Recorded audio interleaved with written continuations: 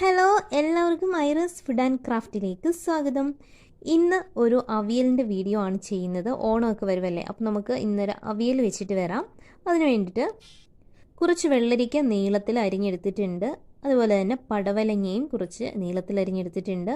പിന്നെ ഒരു ക്യാരറ്റ്, 2-3 അമരയ്ക്ക, മത്തങ്ങ ചെറിയൊരു പീസ് അരിഞ്ഞത്, ഒരു വഴുതനങ്ങ, ഒരു നേന്ത്രക്കായ അരിഞ്ഞത്, ഒരു സവാള, പിന്നെ ഒരു തക്കാളിയും കൂടി അരിഞ്ഞത് എടുത്തിട്ടുണ്ട്.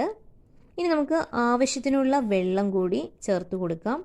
പിന്നെ നമുക്ക് ആവശ്യത്തിനുള്ള ഉപ്പും കൂടി ചേർത്ത് ഒന്ന് ഇളക്കി നമുക്കിത് അടച്ചു വെക്കാം. നമുക്ക് അരപ്പിനായിട്ട് കുറച്ച് തേങ്ങ എടുക്കാം. അതിലേക്ക് 2-3 പച്ചമുളക് ഇട്ട് കൊടുക്കാം. 3-4 വെളുത്തുള്ളി അല്ലി, 1/2 ടേബിൾ സ്പൂൺ ജീരകം, 1/2 ടേബിൾ സ്പൂൺ മഞ്ഞൾപ്പൊടി, പിന്നെ കുറച്ച് കറിവേപ്പിലയും കൂടി ഇട്ട് ഇത് നമുക്കൊന്ന് അരച്ചെടുത്തിട്ട് വരാം. നമ്മുടെ അരപ്പ് ഇവിടെ റെഡി ആയിട്ടുണ്ട്. നമ്മുടെ അവിയലിൻ്റെ കഷ്ണങ്ങളൊക്കെ നന്നായിട്ട് വെന്ത് വന്നിട്ടുണ്ട്. വെന്തങ്ങ് ഉടയാൻ പാടില്ല. ഇനി നമുക്ക് ഇതിലേക്ക് ഈ അരപ്പ് ചേർത്ത് കൊടുക്കാം.